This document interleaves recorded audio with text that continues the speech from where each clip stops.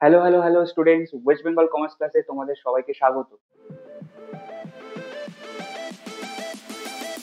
আমি মনোজিৎ, আর আমরা করছিলাম 2025-26 এর সেমিস্টার 4 এর অ্যাকাউন্টস এর ক্লাস। অলরেডি আমরা অ্যাকাউন্টস এর ক্লাসের মধ্যে আমাদের থার্ড যে চ্যাপ্টারটা ছিল ক্যাশ ফ্লো স্টেটমেন্ট, তার কনসেপচুয়াল এবং থিওরিটিক্যাল পোর্শনটা আমরা পুরো কমপ্লিট করে ফেলেছি।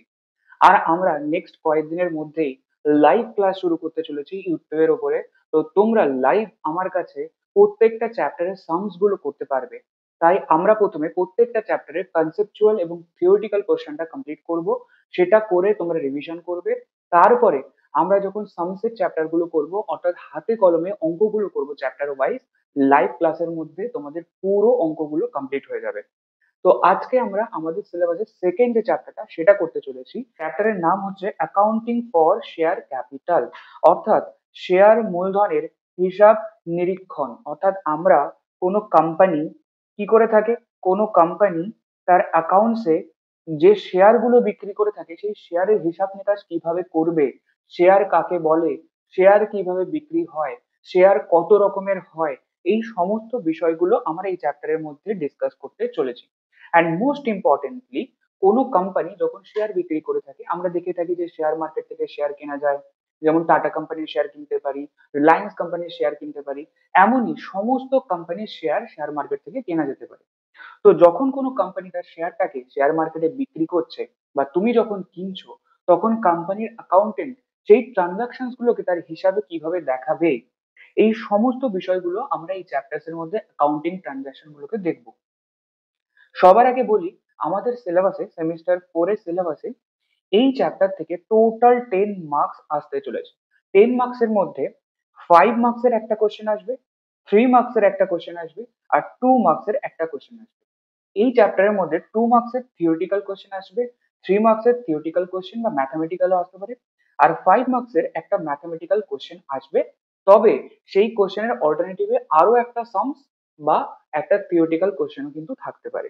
তাহলে এই চ্যাপ্টারটা 2 মার্কস, 3 মার্কস এবং 5 মার্কস, অর্থাৎ টোটাল 10 মার্কসের জন্য আমরা করতে চলেছি। তাই নাম্বারের দিক থেকেও এবং কনসেপ্টের দিক থেকেও এই চ্যাপ্টারটা কিন্তু বেশ গুরুত্বপূর্ণ। সবার আগে আমরা শেয়ারের অ্যাকাউন্টস শেখার আগে আমরা শিখবো যে শেয়ার কাকে বলে। তো কোম্পানির আর শেয়ার কোথায় থাকে, শেয়ার থাকে কোন একটা কোম্পানিতে। তো সবার আগে আমাদের জানতে হবে যে কোম্পানি কাকে বলে। দেখো, ডেফিনেশন অফ কোম্পানি, এই কোম্পানি কাকে বলে আমরা জানি। প্রত্যেকটা কোম্পানি কোন আইন অনুযায়ী চলে? কোম্পানিজ অ্যাক্ট 2013, বর্তমানে কোম্পানিজ অ্যাক্ট 2013 টা অ্যাপ্লিকেবল। আর এই আইন যাকে কোম্পানি বলে আমরা তাকে কোম্পানি বলে চিনি। এবার এই আইনে কোম্পানি কাকে বলে তার ডেফিনেশনটা সেকশন 2 ক্লজ 20 এই ধারাতে দিয়েছে। তো কোম্পানি আইন 2013 সেকশন 2 ক্লজ 20 ধারা অনুযায়ী যে সকল কোম্পানি বা যে সকল বিজনেস এই আইন অনুযায়ী, অর্থাৎ কোম্পানিজ অ্যাক্ট 2013 অনুযায়ী, অথবা অতীতের কোনো কোম্পানি আইন অনুযায়ী, এই 2013 সালের কোম্পানি আইন আসার আগেও আরো অন্য কোম্পানি আইন ছিল, যেমন কোম্পানিজ অ্যাক্ট 1956, পরবর্তীকালে এই আইনটাকে বন্ধ করে বর্তমানে 2013 সালের কোম্পানি আইনটি অ্যাপ্লিকেবল। তাই বলা হচ্ছে যে সমস্ত কোম্পানিগুলো 2013 সালের আগে খুলেছে, অর্থাৎ পুরনো আইন অনুযায়ী, সেই আইন অনুযায়ী অথবা বর্তমানে 2013 সালের আইন অনুযায়ী যে সমস্ত কোম্পানিগুলি এই আইনে নিগমভুক্ত অর্থাৎ রেজিস্টার্ড, তাদেরকে আমরা কোম্পানি বলে চিনি। অর্থাৎ কোম্পানি বলতে এমন একটা বিজনেস বা এমন একটা কোম্পানিকে বোঝায় যে নিজেকে কোম্পানি বলে কোম্পানি আইন অথবা আগের কোনো কোম্পানি আইন অনুযায়ী, অর্থাৎ কোম্পানি আইন 2013 অথবা তার আগের কোনো কোম্পানি আইন অনুযায়ী নিজেকে রেজিস্টার্ড করিয়েছে এবং কোম্পানি আইন তাকে কোম্পানি বলে ডেকে থাকে। তাকে আমরা ইন্ডিয়াতে কোম্পানি বলে চিনে থাকবো। এইবার আমরা বিভিন্ন ধরনের কোম্পানি সম্পর্কে আলোচনা করা হলো, অর্থাৎ কোম্পানি কত রকমের হয়ে থাকে। কোম্পানি দুটো সেক্টরের হয়ে থাকে। ফার্স্ট অফ অল, একটা হচ্ছে পাবলিক সেক্টর কোম্পানি, অর্থাৎ কোন ক্ষেত্রের কোম্পানি। আর একটা হচ্ছে প্রাইভেট সেক্টর কোম্পানি। দেখো, পাবলিক সেক্টর আর প্রাইভেট সেক্টর। দেখো, পাবলিক সেক্টর কোম্পানি কাকে বলে? পাবলিক সেক্টর কোম্পানি হচ্ছে সেই কোম্পানি যে কোম্পানিতে কোনো সরকার, সেটা সেন্ট্রাল গভর্নমেন্ট হতে পারে, স্টেট গভর্নমেন্ট হতে পারে, বা দুজনে একসাথে হতে পারে, অর্থাৎ আমাদের দেশের সরকার সেই কোম্পানিতে যখন 51% বা তার বেশি শেয়ার হোল্ড করছে, অর্থাৎ কোনো কোম্পানির 51% শেয়ারের মালিক যখন কোন একটা সরকার, তখন সেই কোম্পানিকে আমরা পাবলিক সেক্টর কোম্পানি বলে থাকি বা সরকারি ক্ষেত্রের কোম্পানি বলে থাকি। আর প্রাইভেট সেক্টর কোম্পানি বলা হয় যে সমস্ত কোম্পানির শেয়ার সরকার গ্রহণ করে না বা করলেও 51% এর কম তার কাছে মালিকানা থাকে। অর্থাৎ কোনো কোম্পানি আইনে রেজিস্ট্রেশন হলো এবং সেই কোম্পানিতে 51% এর বেশি যদি শেয়ার সে সরকার মালিক হয়ে থাকে তাহলে বলবো সরকারি ক্ষেত্রের কোম্পানি। আর সেই কোম্পানিতে সরকারের মালিকানা যদি 51% এর কম থাকে তাহলে সেটাকে বলবো private sector company. Got it? এরপরে চার্টার্ড কোম্পানি বা সনদ প্রাপ্ত কোম্পানি কাকে বলে? যে সমস্ত কোম্পানি সার্বভৌম দেশের বিশেষ সনদের ভিত্তিতে গঠিত হয় তাকে সনদ প্রাপ্ত কোম্পানি বলে। অর্থাৎ আমাদের দেশ যখন স্বাধীন হয়নি তখন বিদেশিরা আমাদের দেশে রাজত্ব করত এবং সে নির্দিষ্ট এক ধরনের সনদ বা নির্দিষ্ট একটা আইন অনুযায়ী তারা একটা কোম্পানি গঠন করেছিল। For an example, east India company. আমরা জানি ব্রিটিশ সরকাররা ইস্ট ইন্ডিয়া কোম্পানি বলে একটা কোম্পানি গঠন করেছিল এবং যে অনুযায়ী ভারতবর্ষে তারা শাসন করেছিল। তাহলে এই ধরনের কোম্পানিকে বলা হয় সনদ প্রাপ্ত কোম্পানি। বর্তমান এই ধরনের কারবারি প্রতিষ্ঠান গঠন আর বিশেষ দেখা যায় না। এই কোম্পানিগুলি সাধারণত রাজকীয় সনদ বা বিশেষ আইন দ্বারা গঠিত হয়। এদের ক্ষমতা ও কার্যাবলী নির্দিষ্ট থাকে।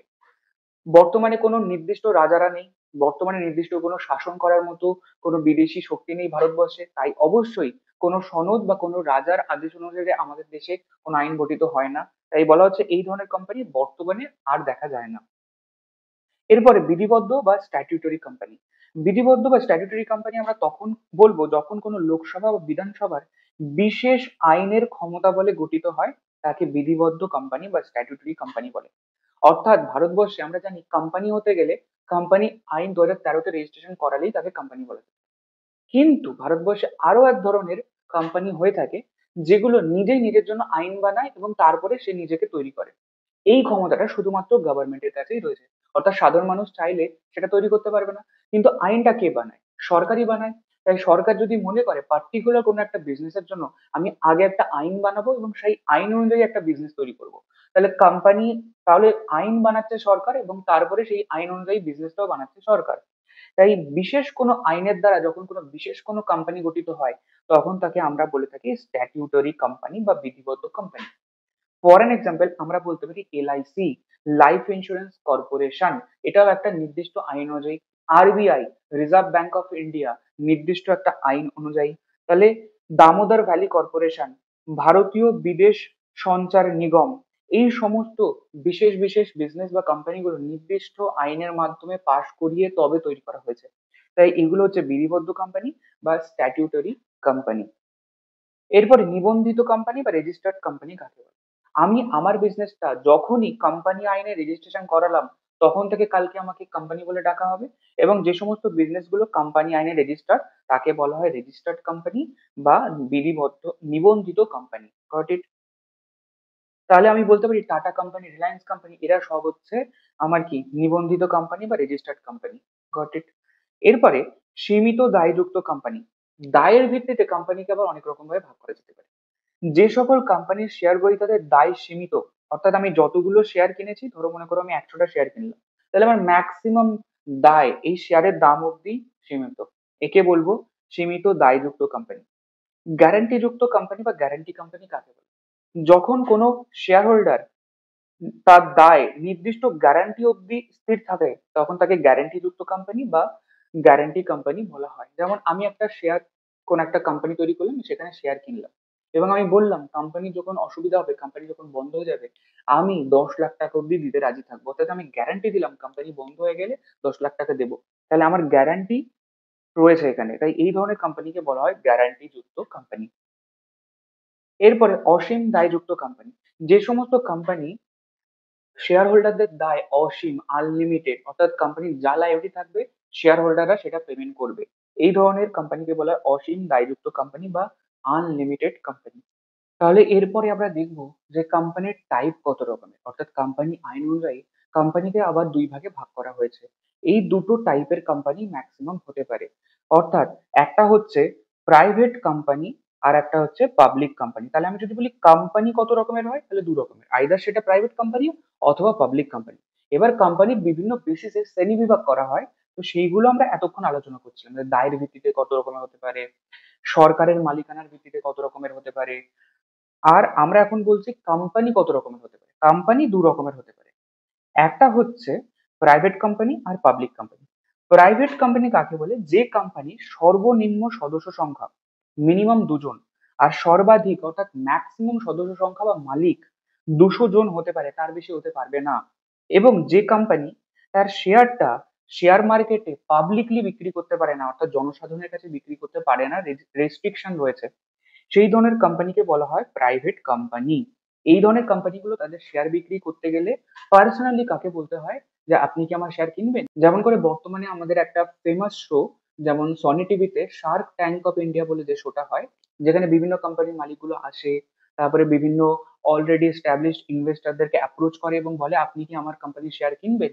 তাহলে এরা সবাই হচ্ছে গিয়ে প্রাইভেট কোম্পানি। সেই জন্যই তাদের কাছে পার্সোনালি এসে বলছে আমার শেয়ার কিনবেন কিনা। কিন্তু ওরা যদি পাবলিক কোম্পানি হতো তাহলে কিন্তু ওদের কাছে যাওয়ার প্রয়োজনই পড়তো না। ওরা পাবলিকালি শেয়ার মার্কেটে পাবলিকের কাছে শেয়ার বিক্রি করতে পারতো। এবারে প্রাইভেট কোম্পানির নামের শেষে প্রাইভেট বা পিভিটি এলটিডি এই কথাটি লেখা বাধ্যতামূলক। এরপরে পাবলিক কোম্পানি কাকে বলে? যে ধরনের কোম্পানির মিনিমাম নাম্বার অফ সদস্য বা মিনিমাম নাম্বার অফ মেম্বার্স 7 জন এবং ম্যাক্সিমাম আনলিমিটেড যত খুশি মালিক হতে পারে, তাদেরকে বলা হয় পাবলিক কোম্পানি। এবং যে ধরনের কোম্পানিগুলো তাদের শেয়ারকে শেয়ার মার্কেটে পাবলিকের কাছে বিক্রি করতে পারে, জনসাধারণের কাছে বিক্রি করতে পারে, তাদেরকে বলা হয় পাবলিক কোম্পানি। তাহলে বোঝা গেল। এছাড়াও বর্তমানে ওপরের ধরনগুলি ছাড়াও কোম্পানি আইন অনুযায়ী একজন ব্যক্তি একটা কোম্পানি যদি তৈরি করে, অর্থাৎ একজন ব্যক্তি মালিক। যেমন দেখো আমরা দেখলাম প্রাইভেট কোম্পানির জন্য মিনিমাম 2 জন থাকতেই হবে, অর্থাৎ কোম্পানি খুলতে গেলে সেটা আমি প্রাইভেট কোম্পানি খুলি বা পাবলিক কোম্পানি খুলি, প্রাইভেট কোম্পানি খুললে 2 জন লোক লাগবেই, শেয়ার হোল্ডার। আর পাবলিক কোম্পানি খুললে 7 জন তো লাগবেই। এর বাইরে আর কোনো কোম্পানি খোলা যায় না।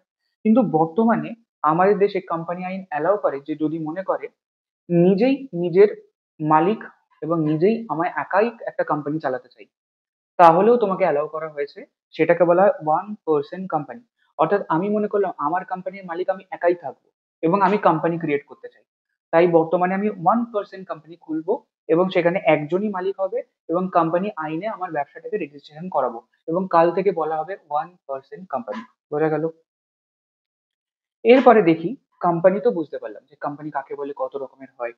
এবার এই কোম্পানিগুলোর সবারই কি থাকে? শেয়ার থাকে এবং শেয়ার ক্যাপিটাল থাকে। তো শেয়ার ক্যাপিটাল কাকে বলে? সাধারণ অর্থে মূলধন হলো মালিক দ্বারা ব্যবসায় বিনিয়োগকৃত অর্থ। অর্থাৎ আমরা অ্যাকাউন্টসের মধ্যে 11-এ প্রথমেই পড়েছি যে মালিক বা ওনার যা টাকা বিজনেসে দেয় তাকে বলা হয় ক্যাপিটাল। তাই বলা হচ্ছে একটা কোম্পানিতে মালিকরা যা টাকা ইনভেস্ট করে থাকে তাকেই বলা হয় মূলধন। এবার কোম্পানির শেয়ার বিক্রির মাধ্যমে এই মূলধন সংগ্রহ করা হয়ে থাকে। তাহলে কোম্পানি কি করে থাকে? মূলধন সংগ্রহের জন্য শেয়ার বিক্রি করে এবং মালিকদের কাছ থেকে টাকা গ্রহণ করে থাকে। এই জন্য একে বলা হয় শেয়ার মূলধন। এবং প্রত্যেকটা শেয়ার মূলধনকে ছোট ছোট ভাগে ভাগ করে দেওয়া হয়, অর্থাৎ এক একটা শেয়ারের দাম ডিসাইড করা হয়, যাকে বলা হয় ফেস ভ্যালু। এক একটা শেয়ারের দাম, এই এই এক একটা ভাগকে আমরা বলে থাকি শেয়ার। ক্লিয়ার? তাহলে শেয়ার কাকে বলে? কোম্পানি শেয়ার বিক্রি করে মালিকের কাছ থেকে যে টাকা নেয় তাকে বলা হয় শেয়ার ক্যাপিটাল। আর এক একটা শেয়ারের যা দাম ডিসাইড করা হয়েছে সেগুলোকে বলা হয় এক একটা শেয়ারের ভ্যালু বা ফেস ভ্যালু। তাহলে শেয়ার মূলধন কাকে বলে বোঝা গেল, শেয়ার কাকে বলে বোঝা গেল। যেমন করে একটা উদাহরণে দেখো, কোম্পানি 1 লক্ষ শেয়ার বিক্রি করতে চাইছে, এক একটা শেয়ারের দাম 15 টাকা করে, তাহলে আমি বলতে পারি 1 লক্ষ ইন্টু 15, টোটাল 15 লক্ষ টাকার শেয়ার বিক্রি করছে কোম্পানি। বোঝা গেল? এইবার তাহলে total share capital is equal to total number of share, কতগুলো শেয়ার বিক্রি করলাম, ইন্টু এক একটা শেয়ারের দাম অর্থাৎ ফেস ভ্যালু কত। Got it?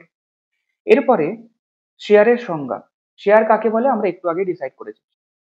এবারে শেয়ারের শ্রেণীবিভাগ, অর্থাৎ শেয়ার কত রকমের হয়ে থাকে। শেয়ার 2 রকমের হয়ে থাকে, একটা হচ্ছে ইকুইটি শেয়ার, একটা হচ্ছে অগ্রাধিকার যুক্ত শেয়ার। একটা হচ্ছে ইকুইটি শেয়ার আর একটা হচ্ছে প্রেফারেন্স শেয়ার। প্রেফারেন্স মানে কি? অগ্রাধিকার, ভ্যালু বেশি দিচ্ছে। কিসে ভ্যালু বেশি দেবো? দুটো কারণে। দেখো, আগে আমরা দেখে নিই অগ্রাধিকার যুক্ত শেয়ার আর ইকুইটি শেয়ার কাকে বলে। ইকুইটি শেয়ার বলতে সেই শেয়ারকে বোঝায় যে শেয়ার কিনলে কোম্পানির মালিক হওয়া যায়। All shares capital which is not preference shares is called the equity share capital. তাহলে কাকে, আমি যদি বলি ছেলে কাকে বলে, যে মেয়ে নয় সেই হচ্ছে ছেলে, এটাই ডেফিনেশন। তো মজার ডেফিনেশন। তাহলে ইকুইটি শেয়ার কাকে বলছে, যে প্রেফারেন্স শেয়ার নয় সেই হচ্ছে ইকুইটি শেয়ার। তাহলে আমায় জানতে হবে যে প্রেফারেন্স শেয়ার কাকে বলে, সেটা দেখে নিই প্রেফারেন্স শেয়ার কাকে বলে। বলছে অগ্রাধিকারযুক্ত শেয়ার বা প্রেফারেন্স শেয়ার কাকে বলে।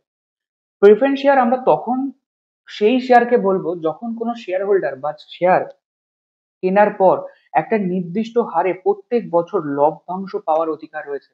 অর্থাৎ কোম্পানি যা প্রফিট কামায় তার একটা ছোট ছোট অংশ শেয়ার হোল্ডারদেরকে বা মালিকদেরকে দিয়ে দেয়। একে আমরা বলে থাকি ডিভিডেন্ড, রাইট, বা লভ্যাংশ। এবার যে ধরনের শেয়ার হোল্ডাররা এই লভ্যাংশ পাওয়ার ব্যাপারে একদম গ্যারান্টেড পাবেই পাবে এবং পাওয়ার ব্যাপারে অগ্রাধিকার পায়, অর্থাৎ দু রকমের শেয়ার রয়েছে, ইকুইটি শেয়ার আর প্রেফারেন্স শেয়ার। ধরো কোম্পানি ডিভিডেন্ড দিচ্ছে, সবার আগে কাকে দিতে হবে, প্রেফারেন্স শেয়ার হোল্ডারদেরকে ডিভিডেন্ড দিতে হবে। এবং ডিভিডেন্ড দেওয়ার পর যদি এক্সট্রা টাকা পড়ে থাকে তবে ইকুইটি শেয়ার হোল্ডাররা পাবে, না হলে পাবে না। তাহলে ডিভিডেন্ড পাওয়ার ব্যাপারে অগ্রাধিকার কে পায়, প্রেফারেন্স শেয়ার। এটা হচ্ছে প্রেফারেন্স শেয়ারের প্রথম একটা বৈশিষ্ট্য। এরপরে কি বলছে, কোম্পানির অবসায়নের সময়, অর্থাৎ কোম্পানি যখন বন্ধ হয়ে যাবে সেই সময় কোম্পানির সমস্ত অ্যাসেট ফ্যাসেট বিক্রি করে দিয়েছি এবং যত টাকা পেলাম অ্যাসেট বিক্রি করে, লাইবিলিটি মিটিয়ে অতিরিক্ত যত টাকা পড়ে রয়েছে সেই টাকাও কার, মালিকের টাকা, তাই মালিকদেরকে ফেরত দিতে হবে। কিন্তু মালিক তো দু রকমের, একটা হচ্ছে ইকুইটি শেয়ারের মালিক, একটা হচ্ছে প্রেফারেন্স শেয়ারের মালিক, দুটোই তো মালিক। কিন্তু এই টাকা ফেরত দেওয়ার ব্যাপারে প্রেফারেন্স শেয়ার হোল্ডাররা আগে পাবে। অর্থাৎ কোম্পানি বন্ধ হয়ে গেল, তার অ্যাসেট বিক্রি করে দিলাম, টাকা ফেরত সবার আগে পাবে প্রেফারেন্স শেয়ার হোল্ডাররা। তারপরে যদি টাকা কিছু পড়ে থাকে তবে পাবে ইকুইটি শেয়ার হোল্ডাররা, নাইলে পাবে না। তাহলে দুটো কারণের জন্য প্রেফারেন্স শেয়ার হোল্ডারদেরকে প্রেফারেন্স বলা হচ্ছে। কি কি? এক, লভ্যাংশ পাওয়ার ব্যাপারে অগ্রাধিকার পায় এবং নির্দিষ্ট হারে লভ্যাংশ পাবেই পাবে প্রত্যেক বছর। দুই হচ্ছে, কোম্পানি বন্ধ হয়ে গেলে অ্যাসেট বিক্রি হয়ে অতিরিক্ত যত টাকা থাকবে সেই টাকাটাও পাওয়ার ব্যাপারে অগ্রাধিকার পাবে হচ্ছে প্রেফারেন্স শেয়ার হোল্ডাররা। তাই এরা এই দুটো ক্ষেত্রে অগ্রাধিকার পায় বলে একে বলা হয় অগ্রাধিকার শেয়ার বা প্রেফারেন্স শেয়ার। আর এই শেয়ার যারা নয় তাদেরকেই বলা হয় ইকুইটি শেয়ার। অর্থাৎ আমরা বলতে পারি ইকুইটি শেয়ার মানে হচ্ছে সাধারণ শেয়ার, আর স্পেশাল শেয়ারকে আমরা বলতে পারি প্রেফারেন্স শেয়ার। ক্লিয়ার? এবার তোমার মনে প্রশ্ন আসছে, তাহলে প্রেফারেন্স শেয়ার হোল্ডার যদি এত বেনিফিট পায় তাহলে ইকুইটি শেয়ার কেন কিনবো, আমি আমি সবসময় প্রেফারেন্স শেয়ার কিনবো? কিন্তু নয়। ভালো করে বোঝো, ইকুইটি শেয়ার কিনলে তুমি আর একটা সব থেকে বড় সুবিধা পাবে যেটা প্রেফারেন্স শেয়ার হোল্ডাররা পায় না। আমি ইকুইটি শেয়ার কিনলেও মালিক, প্রেফারেন্স শেয়ার কিনলেও মালিক। কোম্পানি চলবে কিভাবে, ব্যবসা চলবে কিভাবে, এই ডিসিশনটা কে দেয়, মালিকরা দেয়। কিন্তু বলা হচ্ছে যদি তুমি প্রেফারেন্স শেয়ার কিনে থাকো তুমি মালিক, কিন্তু কোম্পানি চলবে কিভাবে এই ডিসিশন তুমি দিতে পারবে না। অর্থাৎ তোমার কাছে কোনো রাইট নেই, মালিক তুমি কিন্তু তবুও রাইট নেই তোমার কাছে ডিসিশন দেওয়ার। কিন্তু ইকুইটি শেয়ার কিনেছি, আমার কাছে রাইট আছে কোম্পানি কিভাবে চলবে না চলবে এই ডিসিশনটা দেওয়ার। তাই আমি যদি কোম্পানির মালিক হতে চাই, সমস্ত ক্ষমতা আমি চাই, তাহলে আমি কি কিনবো, ইকুইটি শেয়ার কিনবো। দ্বিতীয় লজিক, তোমাকে বলা হয়েছে একটা ফিক্সড পার্সেন্টেজের ডিভিডেন্ড দেওয়া হবে, অর্থাৎ 5%, 10% যাই হোক, সেটা হচ্ছে প্রেফারেন্স শেয়ার হোল্ডার। কিন্তু তুমি ভেবে দেখো, বিজনেসে যদি প্রচুর টাকা প্রফিট হয় তাহলে 5% দেবার পরে প্রেফারেন্স শেয়ার হোল্ডার যত টাকা পড়ে থাকবে সেই টাকার মালিককে, ইকুইটি শেয়ার হোল্ডাররা। তাই ইকুইটি শেয়ার কিনলে তখনই লাভ হবে যখন কোম্পানি গ্রো করছে, কোম্পানি প্রচুর টাকা প্রফিট করে, তখন বেশি বেশি প্রফিট আমি পাবো এবং কোম্পানি কিভাবে চলবে না চলবে ডিসিশন দেবো। তাই ইকুইটি শেয়ার কিনতে লোকে বেশি পছন্দ করে রাদার প্রেফারেন্স শেয়ার। এবার যারা মনে করে আমি সেফ সাইড থাকবো, আমি টাকা নর্মাল পাই, অথচ যখন বন্ধ হয়ে যাবে সবার আগে টাকা পেয়ে যাবো, তারা প্রেফারেন্স শেয়ার কিনবে। তবে বাস্তবে নর্মালি বেশিরভাগ ইকুইটি শেয়ারটাকেই দেখা যায়। এরপরে হিসাব রক্ষণের পরিপ্রেক্ষিতে শেয়ারকে কত ধরনের ভাগ করা হয়। অর্থাৎ শেয়ার মূলধন আমরা দেখলাম যে শেয়ার ক্যাপিটালের টাকা বিজনেসে থাকে, মালিকরা যা টাকা ইনভেস্ট করছে বিজনেস সেটাকেই বলে থাকি শেয়ার ক্যাপিটালের টাকা। এইবার কোম্পানিতে যখন কোনো কোম্পানি শেয়ার বিক্রি করছে, অ্যাকাউন্টস এর রেসপেক্টে শেয়ার ক্যাপিটালকে আবার অনেক রকম টার্মে বা ভাগে ভাগ করা হয়। প্রথম, অনুমোদিত মূলধন বা অথরাইজড শেয়ার ক্যাপিটাল। যখন কোনো কোম্পানি কোম্পানি আইন 2013-তে কি করেছে, রেজিস্ট্রেশন করেছে, তখন সে কোম্পানি আইনে বলে যে আমার কোম্পানিতে ম্যাক্সিমাম নাম্বার অফ শেয়ার কত থাকতে পারে, যেটা কোম্পানি আইন ওকে পারমিশন দেয় যে হ্যাঁ তুমি এত টাকার শেয়ার বিক্রি করতে পারবে। সেটাকে বলা হয় অথরাইজ শেয়ার ক্যাপিটাল বা অনুমোদিত। অনুমোদিত মানে কি? অনুমোদন দিয়েছে, কে পারমিশন দিয়েছে, কোম্পানি আইন আমাকে। তাহলে অনুমোদিত মূলধন বা অথরাইজ শেয়ার ক্যাপিটাল মানে হচ্ছে কোম্পানি আইন আমাকে যতগুলো শেয়ার বিক্রি করার পারমিশন দিল সেই ম্যাক্সিমাম নাম্বার অফ শেয়ার ক্যাপিটালকে আমরা বলবো অনুমোদিত মূলধন বা অথরাইজ শেয়ার ক্যাপিটাল। এরপর বিলিকৃত মূলধন বা ইস্যুড ক্যাপিটাল। ধরো কোম্পানি আইন আমাকে অ্যালাউ করেছে 10 লাখ শেয়ার বিক্রি করার, কিন্তু আমি 10 লাখে কি বিক্রি করতে চাইবো? আমি চাইলে 10 লাখও বিক্রি করতে পারি, তার থেকে কমও বিক্রি করতে পারি। ধরো আমি বিক্রি করলাম অ্যাকচুয়ালি 6 লাখ টাকা শেয়ার, যত শেয়ার আমি অ্যাকচুয়ালি বিক্রি করতে চাইছি, পারমিশন দিয়েছে 10 লাখ টাকার, আমি বিক্রি করছি 6 লাখ টাকার, তাহলে এই 6 লাখ টাকা যত আমি বিক্রি করতে চাইছি সেটাকে বলা হয় বিলিকৃত মূলধন বা ইস্যুড ক্যাপিটাল। আর বিকৃত মূলধন বা সাবস্ক্রাইব ক্যাপিটাল কাকে বলে? আমি 10 লাখ শেয়ারের মধ্যে 6 লাখ শেয়ার বিক্রি করতে চাইছি, কিন্তু আমি যা বিক্রি করতে চাইবো লোকে কি সেটাই কিনবে? দেখা গেলো আমার কোম্পানি অতটা ভালো না, অতটা পরিচিত নয়, তাই লোকে অতটা কিনবে না। দেখা গেলো 4 লাখ শেয়ার লোকেরা অ্যাকচুয়ালি কিনেছে, তাই লোকেরা পাবলিক বা শেয়ার হোল্ডাররা অ্যাকচুয়ালি যতগুলো শেয়ার কিনলো সেটাকে বলা হয় সাবস্ক্রাইব ক্যাপিটাল বা বিলিকৃত মূলধন। আমরা একটা সামসের মধ্যে এই জিনিসগুলোকে আবার শিখবো। এরপর তলবি মূলধন বা কল্ড আপ ক্যাপিটাল কাকে বলে? এই যতগুলো লোক শেয়ার কিনলো, আমরা বলেছিলাম এক একটা শেয়ারের ফেস ভ্যালু হয়ে থাকে, এক একটা শেয়ারের দাম এক এক রকমের হয়ে থাকে। আমরা ধরে নিচ্ছি আমি যে কোম্পানির শেয়ার বিক্রি করছি সেই কোম্পানির এক একটা শেয়ারের দাম 10 টাকা করে। এবার বলা হয় তুমি এই 10 টাকার মধ্যে প্রথমে 4 টাকা দাও। ক্লিয়ার? তাহলে আমি যত টাকা চেয়েছি তুমি দাও, সেটাকে বলা হবে কল্ড আপ। অর্থাৎ কল্ড আপ মানে কি? কল করেছি, চেয়েছি, তাকে বলা হয় তলবি মূলধন।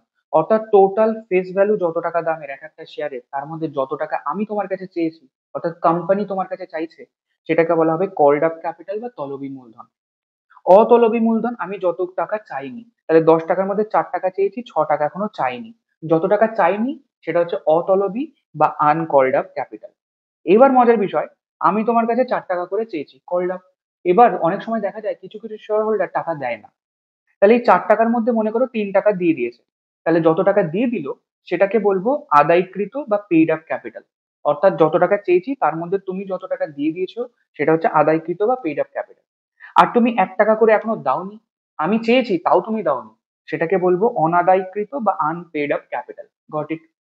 তাহলে অথরাইজ শেয়ার ক্যাপিটাল কোম্পানি যত অ্যালাউ করেছে, ইস্যুড ক্যাপিটাল আমি যতগুলো শেয়ার বিক্রি করতে চেয়েছি, সাবস্ক্রাইব ক্যাপিটাল লোকেরা যত কিনেছে, তলবি মূলধন কল্ড আপ আমি ফেস ভ্যালু যতটুকু তোমার কাছে চেয়েছি, আনকল্ড আপ বা অতলবি আমি যত টাকা চাইনি তোমার কাছে, পেইড আপ ক্যাপিটাল আমি চেয়েছি তুমি দিয়ে দিয়েছো, সে টাকাটাকে পেইড আপ। আনপেড আপ আমি চেয়েছি কিন্তু তুমি দাওনি এখনো, সেটা হচ্ছে আনপেড আপ ক্যাপিটাল। আর লাস্ট একটা এক্সেপশনাল ইম্পর্টেন্ট টপিক, সেটা হচ্ছে রিজার্ভ ক্যাপিটাল বা মজুদ বা সংরক্ষিত মূলধন কাকে বলে। এখান থেকে আমাদের 2 মার্কসের প্রশ্ন আসতে পারে যে রিজার্ভ ক্যাপিটাল কাকে বলে। দেখো এখানে 10 টাকা শেয়ারের দাম ছিল, 4 টাকা চেয়েছি, 6 টাকা এখনো চাইনি। আমরা অনেক সময় কি করে থাকি বা কোম্পানি কি করে থাকে, এই 10 টাকার মধ্যে 6 টাকা চাইবে না, ততক্ষণ পর্যন্ত চাইবে না যতক্ষণ পর্যন্ত কোম্পানি বন্ধ না হয়ে যাচ্ছে। অর্থাৎ টোটাল ফেস ভ্যালুর মধ্যে বা অতলবীয় টাকা যত টাকা আমি চাইনি, সেই টাকাটা আমি রেখে দিচ্ছি ভবিষ্যতে চাইবো বলে, যখন কোম্পানি বন্ধ হয়ে যাবে, এবং তার আগে অব্দি আমি চাইবো না। এই যে আমি আলাদা করে টাকাটা সরিয়ে রাখলাম যে তোমার কাছ থেকে টাকাটা নেবো কোম্পানি বন্ধ হয়ে যাওয়ার সময়, এই ধরনের রিজার্ভকে বলা হয় রিজার্ভ ক্যাপিটাল। অর্থাৎ শেয়ার মূলধনের সেই অংশ যেটা আমি বর্তমানে চাইনি, ভবিষ্যতে যখন কোম্পানি বন্ধ হয়ে যাবে তখন চাইবো বলে, সেটাকে বলা হচ্ছে সংরক্ষিত মূলধন বা রিজার্ভ ক্যাপিটাল। Got it? দেখো একটা উদাহরণের মাধ্যমে খুব সুন্দরভাবে বুঝিয়েছি। কোম্পানি অ্যালাউ করেছে অনুমোদিত মূলধন 50,000 শেয়ার, এক একটা শেয়ারের দাম 10 টাকা বা ফেস ভ্যালু 10 টাকা। বিলি করেছি আমি 30,000 টাকা, অর্থাৎ আমি বিলি করতে চেয়েছি 30,000 টাকা, লোকেরা কিনেছে, বিক্রিত হয়েছে 28,000 টাকা, অর্থাৎ লোকেরা কিনলো 28,000 টাকার শেয়ার। এরপরে তলবি কত? আমি 10 টাকার মধ্যে 7 টাকা চেয়েছি, কল্ড আপ। তাহলে 10 টাকার মধ্যে আমি এখনো 3 টাকা চাইনি, তাহলে আনকল্ড আপ। এরপরে আদায়কৃত, দেখা গেল আমি টোটাল 28,000 লোক শেয়ার কিনেছে, তার মধ্যে দেখা গেল 500 লোক এখনো টাকা দেয়নি, তাহলে সেটা হচ্ছে আনপেড আপ। আর বাকি লোকেরা দিয়েছে তাদের হচ্ছে paid up capital. Got it? এখানে এই অঙ্কটা তোমরা ভালো করে দেখে নেবে, আমি যেটা বোঝালাম সেই জিনিসটা এখানে আবার আমি বুঝিয়ে দিয়েছি। এরপরে রিজার্ভ ক্যাপিটাল, এরপরে রিজার্ভ ক্যাপিটাল আর ক্যাপিটাল রিজার্ভের মধ্যে পার্থক্য। নামটা উল্টে গেছে, মিনিং চেঞ্জ। তাহলে একটা হচ্ছে রিজার্ভ ক্যাপিটাল, একটা হচ্ছে capital reserve, and both are the different things. Reserve capital কাকে বলে? অতলবী মূলধন, যে টাকাটা আমি চাইনি শেয়ার বাবদ ভবিষ্যতে চাইবো যখন কোম্পানি বন্ধ হয়ে যাবে, তাকে বলা হয় রিজার্ভ ক্যাপিটাল। আর ক্যাপিটাল রিজার্ভ মানে হচ্ছে আমার কোনো কোম্পানির সম্পত্তি বা ফিক্সড অ্যাসেট বিক্রি করলাম, ধরো মনে করো 10 লাখ টাকার একটা আমার বিল্ডিং ছিল, সেটা আমরা 12 লাখ টাকায় বিক্রি করলাম এবং 2 লাখ টাকা প্রফিট হলো, এবং এই প্রফিটের টাকাটা আমি সরিয়ে রাখছি ভবিষ্যতে কোনো কাজের জন্য। তাহলে কোনো ফিক্সড অ্যাসেট বিক্রি করলে যে প্রফিট হয়, সেই প্রফিট থেকে যে রিজার্ভ বানায় সেটাকে বলা হয় ক্যাপিটাল রিজার্ভ। তাহলে রিজার্ভ ক্যাপিটাল আর ক্যাপিটাল রিজার্ভ দুটো আলাদা জিনিস, সেটার পার্থক্যটা এখানে দিয়েছি। তো বুঝিয়ে দিলাম, এটা তোমরা মুখস্থ করে ফেলবে। এরপরে issue of share, company share কত রকম ভাবে বিক্রি করতে পারে, এটা একটু আগেই আমরা ডিসকাস করেছি। একটা হচ্ছে প্রাইভেট প্লেসমেন্ট, অর্থাৎ আমি আমার কোম্পানির শেয়ার তোমাকে ডাইরেক্টলি গিয়ে বললাম যে তুমি কিনবে, অর্থাৎ প্রাইভেটলি বললাম, তাই একে বলা হয় প্রাইভেট প্লেসমেন্ট। আর একটা হচ্ছে পাবলিক সাবস্ক্রিপশন, আমি আমার কোম্পানির শেয়ারটা শেয়ার মার্কেটে পাবলিকলি বিক্রি করছি এবং যে কেউ কিনতে পারে, তাকে বলা হয় পাবলিক সাবস্ক্রিপশন। Got it? কোন কোম্পানি করতে পারে আর কোন কোম্পানি পারে না? প্রাইভেট কোম্পানি শুধুমাত্র প্রাইভেট প্লেসমেন্ট করতে পারবে, কিন্তু পাবলিক কোম্পানি এটাও করতে পারবে, পাবলিকের কাছেও বেচতে পারবে। এবার আমরা আমাদের চ্যাপ্টারের একদম শেষ পর্যায়ে এসেছি, আর দুটো কনসেপ্ট বাকি রয়েছে।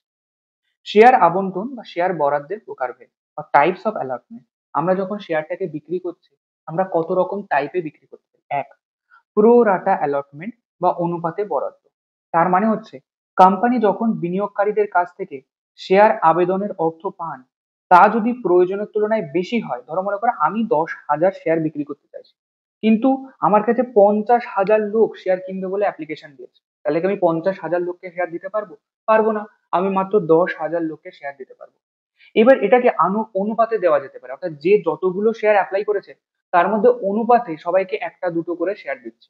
দেখা গেলো তুমি 10টা শেয়ার চেয়েছো, আমি তোমাকে একটা দিলাম। কেউ 5টা শেয়ার চেয়েছে, তাকে আমি দিলামই না। কেউ হয়তো 4টে শেয়ার চেয়েছে, তাকে আমি দুটো দিলাম। যাই হোক, একটা অনুপাতের মাধ্যমে প্রত্যেককে কিছু কিছু শেয়ার দেওয়া হবে। এটাকে বলা হয় অনুপাতে অ্যালটমেন্ট বা প্রো রাটা অ্যালটমেন্ট। দেখো, তুমি যতগুলো শেয়ার অ্যাপ্লিকেশন করেছো, share applied divide by total লোকেরা কতগুলো শেয়ার অ্যাপ্লিকেশন জমা দিয়েছে, multiplied by total share available, আমি কতগুলো বিক্রি করতে পারবো অ্যাকচুয়ালি। তাহলে তুমি দেখা গেল 10টা শেয়ার কিনতে চেয়েছো, তাই 10 ডিভাইড বাই কোম্পানির কাছে টোটাল জমা পড়েছে দেখা গেল 12,000 শেয়ারের application, divide by 12,000 total application কত জমা পড়লো, মাল্টিপ্লাইড বাই কোম্পানি অ্যাকচুয়ালি বিক্রি করছে কতগুলো শেয়ার, 10,000 শেয়ার। এইভাবে আনুপাতের মাধ্যমে তোমাকে শেয়ার দেওয়া হচ্ছে, অর্থাৎ তুমি কতগুলো পাবে। এটাকে বলা হয় প্রো রাটা অ্যালটমেন্ট। এই সেম জিনিসের অঙ্ক আমরা নেক্সট লাইভ ক্লাসের মধ্যে যখন অঙ্ক করব, তখন তোমাকে হাতে কলমে আরো ভালোভাবে বুঝিয়ে দেবো। এরপরে ফুল অ্যালটমেন্ট। ফুল অ্যালটমেন্ট মানে তুমি যতগুলো শেয়ার কিনতে চেয়েছো, আমি তোমাকে ততগুলোই শেয়ার দিলাম, এটা হচ্ছে ফুল অ্যালটমেন্ট। পার্শিয়াল অ্যালটমেন্ট, তুমি 10টা শেয়ার চেয়েছো, আমি তোমাকে 5টা শেয়ার দিলাম, তাহলে এটা হচ্ছে পার্শিয়াল অ্যালটমেন্ট। রিজেক্টেড বা নো অ্যালটমেন্ট, তুমি 10টা শেয়ার চেয়েছো, তোমাকে একটাও শেয়ার দিইনি, তাকে হচ্ছে নো অ্যালটমেন্ট বা রিজেক্টেড শেয়ার। এরপর হচ্ছে আবেদনের কিছুটা অংশ পরবর্তী কিস্তির সাথে মিলকরণ বা adjustment of share application with the allotment. দেখা গেলো তুমি 10টা শেয়ারের জন্য আমার কাছে অ্যাপ্লিকেশন জমা দিয়েছো, আর এক একটা 10টা শেয়ার বাবদ তুমি 5 টাকা করে আমার কাছে জমা দিলে, তাহলে আমার কাছে 50 টাকা জমা পড়লো। কিন্তু আমি তোমাকে দেখা গেল মাত্র 5টা শেয়ার অ্যালট করেছি, তার মানে তোমার টাকা ইউজ হচ্ছে কত, 5 × 5 25 টাকা। তাহলে আমি বলতে পারি তুমি আমার কাছে এক্সট্রা 25 টাকা দিয়ে রেখেছো, এই টাকাটা তোমাকে ফেরত দেওয়া উচিত, কারণ তোমাকে আমি শেয়ার দিইনি। কিন্তু ভালো করে বোঝো, শেয়ারের ফেস ভ্যালু ছিল 10 টাকা করে, তাহলে তুমি মাত্র 5 টাকা করে দিয়ে দিয়েছো, তার মানে তোমার থেকে এখনো এই 5টা শেয়ার বাবদ 5 টাকা করে দিতে হবে তো।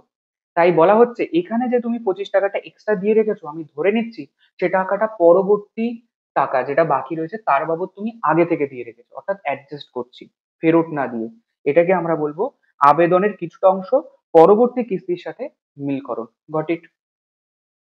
এই জিনিসটার অঙ্ক আমাদের অঙ্কের মধ্যে শিখতে হবে, তো তখন আমরা ফুললি কনসেপচুয়ালি এই জিনিসটা শিখে যাবো। আপাতত থিওরিটিক্যালি তোমরা রিড করো, না বুঝতে পারলে আর একবার ভিডিওটাকে এগিয়ে নিয়ে গিয়ে তোমরা দেখে নাও। এরপরে শেয়ার বরাদ্দের আইনি শর্ত, অর্থাৎ শেয়ার যখন আমরা বিক্রি করছি তখন কি কি আইন আমাদেরকে মেনে চলতে হবে। প্রথমে হচ্ছে ন্যূনতম চাঁদা বা মিনিমাম সাবস্ক্রিপশন। আমি শেয়ার বিক্রি করতে চাইছি 10,000 শেয়ার, কিন্তু লোকে মাত্র 1,000টা শেয়ার কেনার জন্য অ্যাপ্লিকেশন দিয়েছে, তাহলে পুরো ক্যান্সেল হয়ে যাবে। কেন? কারণ কোম্পানি আইন বলছে যতগুলো শেয়ার আমি বিক্রি করতে চাইছি কমপক্ষে 90% শেয়ারের যেন অ্যাপ্লিকেশন আমার কাছে জমা পড়ে, অর্থাৎ 100টা বিক্রি করতে চাইলে লোক যেন মিনিমাম 90টা কেনার জন্য ইচ্ছা জাগায় বা অ্যাপ্লিকেশন জমা দেয়। তার থেকে কম যদি অ্যাপ্লিকেশন জমা পড়ে, তাহলে আমার পুরো শেয়ার বিক্রিটাই বন্ধ হয়ে যাবে। বোঝা গেছে? এরপর হচ্ছে লিস্টিং পারমিশন। পাবলিক কোম্পানির ক্ষেত্রে শেয়ার বরাদ্দের আগে সেই শেয়ার বাজারে তালিকাভুক্ত হতে হয়, অর্থাৎ লিস্ট করাতে হয়। অর্থাৎ যখন আমি তোমাকে শেয়ার বিক্রি করতে চাইছি প্রথমবার শেয়ার মার্কেটে, তো শেয়ার মার্কেটে শেয়ারটাকে লিস্ট করাতে হয়। এরপর হচ্ছে সময়সীমা। শেয়ারের আবেদনের অর্থপ্রাপ্তির 60 দিনের মধ্যে শেয়ার আবন্টন করতে হবে, অর্থাৎ তুমি আমাকে অ্যাপ্লিকেশন জমা দিলে, তার সেই দিন থেকে 60 দিনের মধ্যে তোমাকে শেয়ারটা দিয়ে দিতে হবে। এরপরে বোর্ডের অনুমোদন। শেয়ার বরাদ্দ সংক্রান্ত বিষয়গুলি কোম্পানির পরিচালক মণ্ডলী বা বোর্ড মেম্বারসরা অনুমোদন বা স্ট্যাম্প দিয়ে সেটাকে অ্যাকসেপ্ট করবে। তাহলে এই চ্যাপ্টার থেকে যত রকমের কনসেপ্ট ছিল এভরিথিং ইজ ডান। তোমরা ফুলি রিভিশন করো, নোটটা ডেসক্রিপশন বক্সে দিয়ে দিচ্ছি, তোমরা রিড করো। কোনো ডাউট থাকলে হোয়াটসঅ্যাপ গ্রুপ বা ইউটিউব কমিউনিটিতে তোমরা আমাকে আস্ক করতে পারো। আর এই চ্যাপ্টার ইম্পর্টেন্ট যত কোশ্চেন্স রয়েছে সেগুলো আমি নিচে সবগুলোকে দিয়ে দিয়েছি। কিছু কিছু কোশ্চেনের আমি অ্যান্সারও দিয়ে দিয়েছি। আমরা কি করব, তোমরা এই ক্লাসটা করার পর আমরা নেক্সট যখন সামসের ক্লাস লাইভ করব তখন এই অঙ্কগুলো সবকিছু ডিসকাস করব। আর যখন ডিসকাস করব আজকে যা যা কনসেপ্ট শিখলাম সেগুলো আবার রিভিশন হয়ে যাবে এবং 100% শেয়ারের চ্যাপ্টারটা আমাদের কমপ্লিট হয়ে যাবে। Got it? তাহলে আমাদের আজকের ক্লাসটা এই পর্যন্তই। আর তোমাদের সাথে দেখা হচ্ছে পরবর্তী ক্লাসে। তো থ্যাংক ইউ সো মাচ।